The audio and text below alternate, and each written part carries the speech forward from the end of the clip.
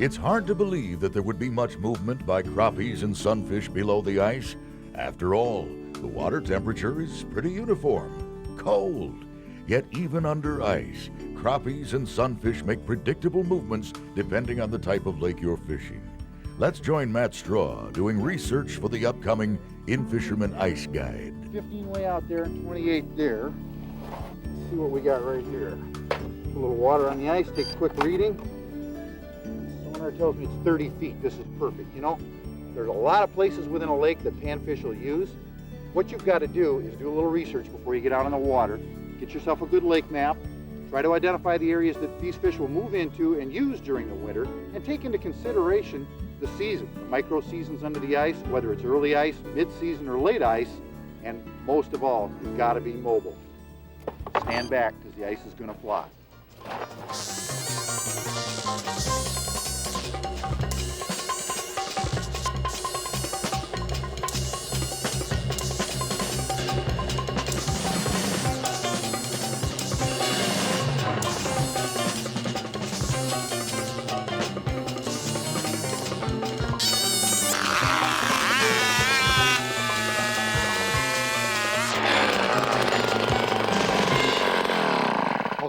I think that's enough holes. Oh, let's fish! Crappies use the entire water column from top to bottom in a lot of lakes. And they're so adaptive, they feed on a variety of patterns. They feed on nematodes and bloodworms down on the bottom. They feed on minnows and suspended nymphs and zooplankton up higher in the water column. They can feed on a lot of different things with that big papery mouth. So there are a lot of patterns. So you have to fish really almost from the very top, right under the ice hole, all the way right down to the bottom of the lake. And one way you can gauge the activity level of the fish, if that line starts to move up toward my jig, I know that that's an aggressive fish. If it starts to flicker and disappear or move away from the jig, I've got trouble. And they're not really moving toward it, are they? Now let's see if I can attract one right up to it. Here he comes. Now he's moving up toward it. Now they're coming up. There's quite a few fish here. They might be feeding competitively. That one's going to hit. He's going to nail it. He's just too aggressive not to hit it. There's a lot of them around here. What you got to do is keep moving around till you find the bigger. They move around in big pods in schools, and sometimes the bigger fish are all together. And these fish are sort of moderate to mediocre fish here. We've got some fish in this system that are a lot bigger than this, and we're going to find them over the course of the day. But without a real light-sensitive rod and light line, I wouldn't be catching these fish because I wouldn't feel them take. They're just barely nibbling to the point where the rod tip is just barely, just tipping like that. And with a real thick or heavy rod, you wouldn't feel it.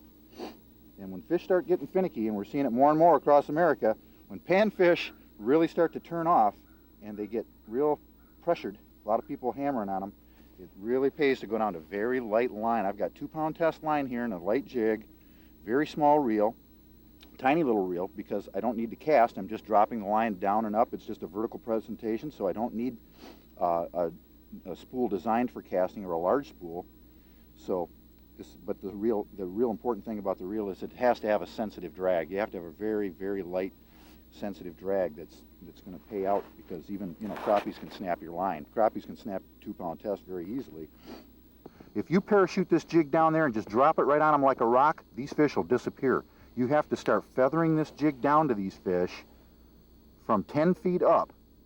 That's how spooky these fish are. They've been hammered, they've been hit, and look at, see how the lines are fading right there? They kind of shy away when it first drops down on them. They're not used to seeing things just drop down on them real fast. Well, it's about time to move to another hole. Caught 3 fish out of this hole, and 2 or 3 fish is about all you're getting out of these holes. You catch 2 or 3, and then the fish that are hanging around in that area start to get really spooky.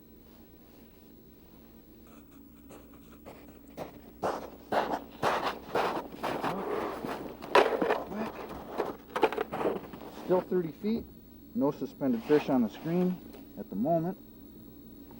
Off to the next hole.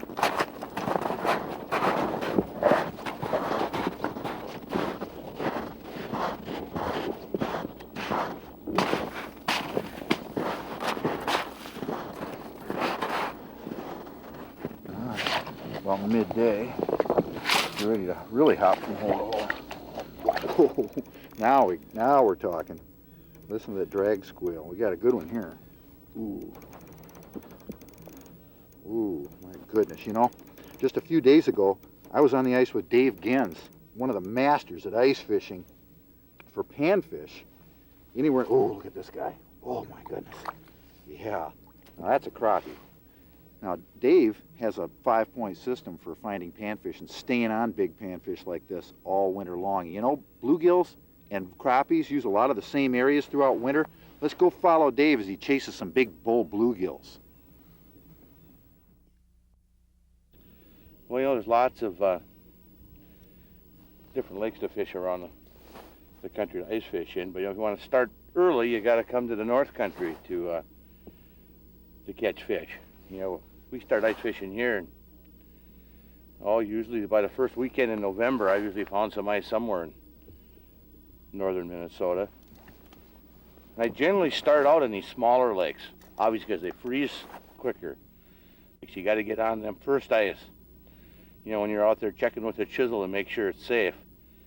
Then generally, all the fish in them small lakes are in the deepest part of the lake. And you just go around, look around out there, again with your electronics, you find them fish, and they're very catchable then. As the season progresses, the oxygen levels start to deplete in them smaller lakes. Snow cover gets on them. There's not a lot of weed growth in them. And the fish just are plain hard to catch. Late ice, I haven't had much success in them neither because there's not like a whole lot of fish in them lakes. There's a certain amount, but not abundant. And they tend to disperse then, and you know, you can't find a concentration of them. So the best time to fish them small lakes are first ice. Then they, this one's got some tug to it. This one could be a bluegill. He's kind of spinning around.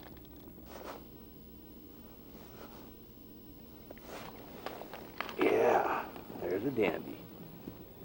Now that is the kind of fish we're looking for. Nice little tabs on the ear there. A beautiful bluegill. Well, we're going to let him go and let him go. This one's for you.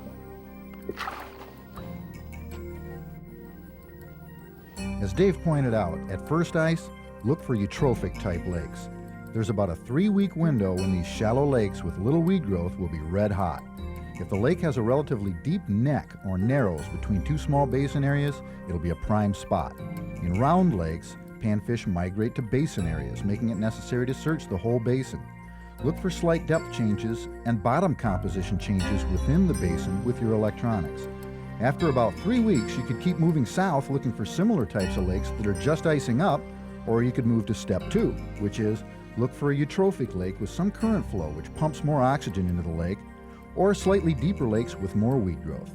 By mid-season, a month after ice up, Dave moved to deeper mesotrophic lakes, looking for what he refers to as a bar and point narrows.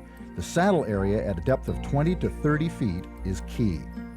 Or the first drop from a large shallow water bay if it drops into a basin or large flat in that same key depth range.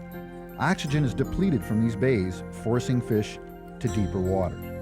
After most of the weeds have died down, Dave looks for depressions on weed flats. The ideal would be a large 10 to 12 foot weedy flat with an 18 to 20 foot depression right in the middle. Panfish will move from the dead weeds to these areas by midwinter. By late ice, as the ice thins near shore, areas of open water occur, and as snow levels recede, there's more sunlight penetration, which increases oxygen levels. In some cases, crappies and bluegills invade deep reed beds down to 5 feet or so. They also move into shallow bays and lakes within lakes, where they would have chosen to spend the winter if oxygen levels had been high enough. Deep water fish, Matt. I like them deep water bluegills. Big bluegill? Now this one feels pretty good. Best one I've had on today. Got some shoulders on it. You know, it's nice to start out the season in them shallow lakes and them smaller lakes, but as that season progresses... Oh man, look at that. Oh my goodness. Woo! Yeah. David, that's a nice That's fish. a nice deep water bluegill. That's a bluegill. That's what they're supposed to look like, right? Let's hope we can get some more of them. All right, I'm going back over here. Well, this is what we came looking for. Some nice deep water bluegills. Now, I look for them in lakes that, generally the weed lines don't grow much deeper than 8 feet. They're stained water lakes. This time of the year, them fish are in deeper water. It's now 30 feet deep here, and these fish are suspended. They're easy prey for us with good equipment, with good electronics and good rod and reels and some shelter from the wind when it's cold out. And you know, the nicest thing I got to do when you catch these big bluegills is you got to let them go, because there's not that many of them. You know, I like to let the big ones go and keep the small ones. Yesterday I was out and my buddies kind of harassed me because I had the smallest bluegills in my bucket, but I took some of my bigger ones and let them go down their holes. So let's just let this baby go. To get these fish to bite today, I've been putting on new bait after every fish. Switched to a pretty tiny jig, but the key to these little tiny jigs is it's got a flat surface on the top of it. And that flat surface shows up on your electronics a lot better. So I'm fishing a small jig in 25, 30 feet of water, and if it was come to a point on the top, I wouldn't be able to see it. I'd have to turn the gain way up on my electronics to see this jig. It's really important to let them jigs unwind before you put them back down the hole. Otherwise, that bait's down there spinning all the time, and them fish don't like the bait spinning. When I want to hold that jig perfectly steady, I don't want it on spinning. Just the act of catching a fish, winding it up, drag slips a little bit. Just a bait going down, you get a little twist in your line. Always let it unwind before you put it back down the hole. Even though this is a tiny little jig, you can see the nice line that it puts out on my depth finder there. Nice solid line. And I want to be able to see that line. I don't want to have to squint to see it. I want to know what depth that jig is at all the time. That's really the most important thing in using your electronics through the ice, is the fact that you can see your jig and you know what level it's at. And how do you know how much gain to give it? Well, whatever it takes to see your jig. Well, I just wound up and I'm going to walk around to these holes. We've probably got 25 holes drilled right in this area. There's a little pod of bluegills here. And there's none underneath my hole right now, but I know they didn't swim across the lake neither. So I'm just going to pick up my electronics, walk around until I find some down there.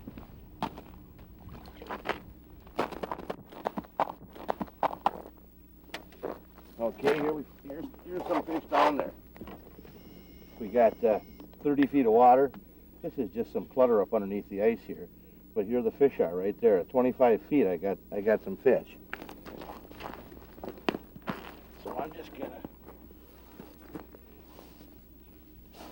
lower my line right down there. Now I wish the fish were a lot more aggressive today, because I could use a heavier jig and get up and down quicker, but they're a little finicky today. It's another nice thing about these deep water fish is generally they like sunny, warm days, because they're down deeper. They can see better when they've got sunshine. So today we got clouds and kind of foggy, hazy today. So I had to downsize my jig. They're not really chasing the bait. Okay, here I'm coming. I'm getting down to that fish. I'm just above him there now. Yeah, like I said, I can't see my jig quite as good as I'd like. I just turn it up a little bit so I can see that jig. I'm just above it. Here he's moving up to it now.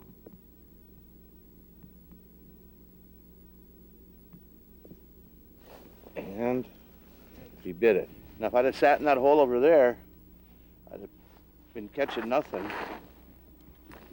Here I got another nice bluegill. So it's just a matter of moving from spot to spot and fishing where the fish are. You know, it's kind of the history of the sport is people come up, they get a spot, they set up and they spend the day there and wait for the fish to come to them. And if they're not moving around much, you can't do that. There's another pretty fair-sized bluegill. Let him go. And there's another one down there.